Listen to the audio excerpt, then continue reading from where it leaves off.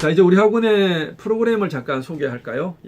올드스타디 학원의 예비 중일 90일의 도전이라고 하는 것은 이런 나를 찾는 여행뿐 아니라 학업에 관한 것까지 접목을 시켜봤습니다. 그래서 하루에 5시간 정도 학원에서 훈련을 병행해서 공부를 하면 어떨까 하고 제가 의견을 제시하는 거죠. 그래서 주요 과목들은 영어, 수학, 그 다음에 국어. 국어는 퓨처 트레이닝의 예비 학기입니다. 그러니까 제가 이제 알아듣기 쉽게 국어라고 말했지 사실은 비문학 훈련을 하는 거예요.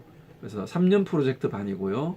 12월 달에 개강을 할 예정입니다. 인원이 있으면 개강을 할 겁니다. 중1 과정 동안에는 그냥 주 3일 정도, 나머지 날은 뭐 아이들이 좀 엄마 아빠랑도 쉬고 또 자기 개인 취미 시간도 가져야 되고 독서도 해야 되니까 3일 정도만 학원에서 맡아서 한번 보육을 해볼까 합니다. 그럼 기준이 어떤 아이들을 가르칠 거냐, 뭐 어떤 아이들은 상관없습니다. 근데 선행이 엄청 많이 돼가지고 선행을 희망하는 학생들은 안 맞습니다. 그리고 어머님이 아이들을 다 컨트롤할 수 있는 아이들도 저희하고는 안 맞습니다. 그래서 어머님들이 내가 좀 우리 아이를 위해서 뭔가 해주고 싶은데 뭘 해야 될지 모르겠다, 이런 분들 제가 환영합니다. 그리고 맞벌이라 맨날 애들한테 미안하고 뭔가 좀 해줘야 되는데 뭔지도 잘 모르겠고 학원을 알아보러 다니기도 힘들고 이런 분들은 딱 맞습니다. 저희 학원 프로그램이. 그런 분들이 많아요, 저희 학원은. 그래서 아이가 오면 제일 먼저 아이의 역량을 테스트를 해야 되잖아요. 너 뭐 선행을 얼마나 했냐, 이게 중요한 게 아니고요. 그냥 아주 제가 시니크하게 아이들의 실력을 정확하게 판단하고 비판하고 진단을 할 거예요. 그게 바로 올드스타디가 가지고 있는 TQ 테스트라고 하는 테스트를 통해서 아이들의 문자 정보 처리 역량을 한번 체크를 할 겁니다. 독해 정확도와 독해 속도가 파악이 될 것이고 아이들의 공부 역량 이 분석이 될 것입니다. 그래서 공부 그릇의 크기를 통해서 이 아이는 현재 공부를 어느 정도 하면 되겠다, 혹은 얘는 지금 공부보다는 역량을 키우는 게 우선이겠구나 라는 것을 진단하고 그 진단에 대한 결과를 판독해서 어머님들과 아이들과 함께 진도, 선행 범위와 깊이를 결정할. 자, 독해력 훈련은 이후에 평생을 살아가는 역량을 키워주는 훈련입니다. 180회라는 것이 엄청 1년 한 3개월 정도가 엄청 길어 보이지만 지금 예비 학년 요 기간에 이 훈련을 통해서 아이의 공부 역량이 키워진다면 이건 평생 살아가는 역량이 될 테니까 수학 선행 한 학기 덜 해도 이 훈련이 더 중요하다고 저는 자신합니다. 실제로 TQ 테스트의 결과를 가지고 대학 입시하고 연결해서 제가 몇 가지 사례를 보여드리겠습니다. 2016년에 고1이었던 이 학생은 독해 정확도가 이 정도 나왔습니다. 정확도 80에 속도 1036자, 서울대에 합격한 학생의 공부 그릇은 이 정도였습니다. 서울대 경영학과에 합격한 학생, 독해 정확도 90에 처음 왔을 때 속도는 500자였습니다. 한 4개월 훈련했을 때는 정확도 그대로 유지되고 속도가 좀 빨라졌고 공부 그릇이 많이 키워진 게 보이시죠? 아래 원 그래프를 보시면 4개월 했는데 이렇게 급격하게 성장합니다. 왜냐하면 이 친구는 기본 역량이 좋은 친구예요. 그러니까 얘는 훈련을 제대로만 따라오면 아주 빠르게 역량이 키워지는 겁니다. 초등학교 6학년 때 왔던 학생, 정확도 60에 500자 정도 수준이었습니다. 그릇도 이만했고요. 1년 6개월 정도 훈련을 했습니다. 정확도 80에 속도, 그릇 다 좋아졌죠. 전체적으로 역량이 키워지기 시작했고 곧 중학교 2학년 때가 돼서 학교 시험을 보기 시작했습니다. 전 과목에 한두 개 틀리는 수준으로 성장했습니다. 자, 동일한 학생입니다. 초등학교 6학년 이맘때 찾아온 학생이에요. 2년 전에. 정확도 50에 속도가 아주 느립니다. 하지만 이 친구는 잘하고 싶은 욕망이 아주 많습니다. 이 친구가 체크한 내용을 보면 굉장히 집요하게 뭔가를 해보려고 하는 모습이 보입니다. 훈련에 성실하게 참가했고 중학교 레벨 테스트에서 80% 속도 465자, 아직 조금 속도는 회복되지는 않았지만 전체적인 역량은 상당히 키워져 있는 상황입니다. 이 친구도 전 과목에 2-3개 정도 틀립니다. 많이 틀리면 4개 정도요. 아주 특이한 놈이 하나 있습니다. 이 TQ 테스트가 얼마나 정확한지를 보여주는 자료인데요. 올해 고3 학생들이 공부하는 수능 과목을 시험을 치기 위해서 공부했던 수능 특강의 독서라는 과목입니다. 비문학이죠. 과학기술 지문이 아주 어렵게 보입니다. 2000자 정도 되는 이 과학기술 지문을 집에 가기 전에 잠깐 친구를 기다리는 아이한테 읽어보고 풀어보라 그랬더니 그 앉은 자리에서 5분도 안 되는 시간에 다 읽고 문제 6문제를 풀었습니다. 하나 틀렸네요. 손 하나 안 대고 체크하고 이런 거 전혀 없죠. 그냥 눈으로 쭉 읽고 답을 찾은 겁니다. 초등학교 6학년 학생입니다. 이 친구가 올해 2월 달에 왔을 때 초등학교 5학년 레벨의 TQ 테스트를 했더니 정확도가 100이 나왔어요. 정확도 100이 나오는 것은 쉽지 않습니다. 속도도 충분하게 정상적인 수능 성적 100점 혹은 1등급을 맞기 위한 속도는 900자 이상이면 됩니다. 1분에. 정확도는 100.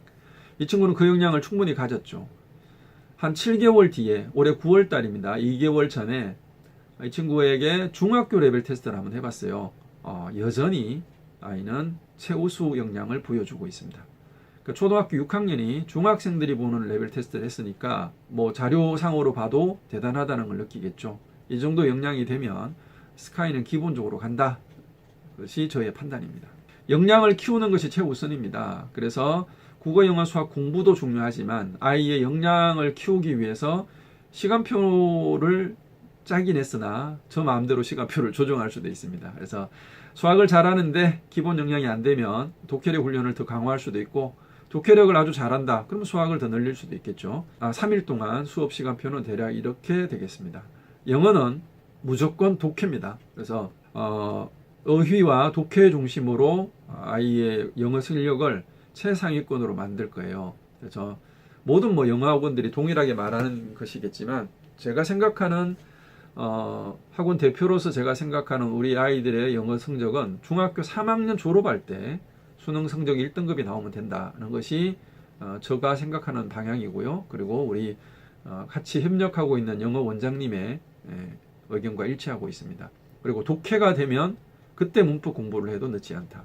그러니까 문법 공부를 먼저 하고 문법을 정리하고 나서 영어 독해를 한다 혹은 병행한다 이런 것도 좋은 솔루션이겠죠. 근데 그동안의 저의 경험상으로 보면 문법을 잘 정리한다고 해서 시간을 많이 투자를 해봤어요. 방학 특강 부지기수로 해봤습니다.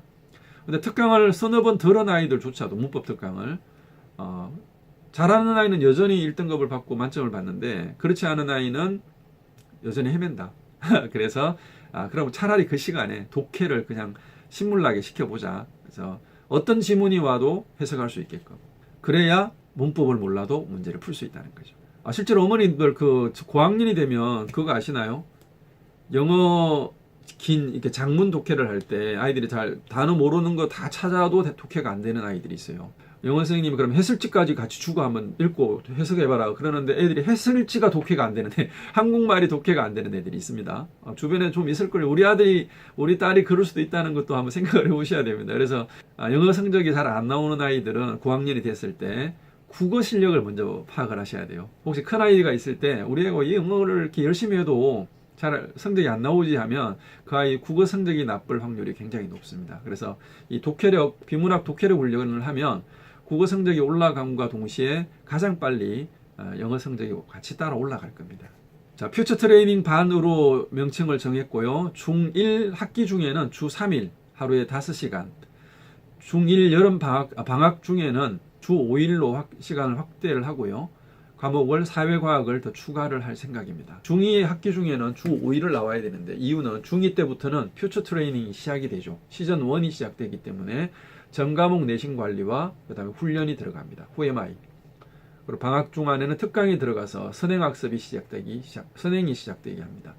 중3 과정 때는 이제 전과목 고등학교 1학년 과정이 선행이 될 거예요.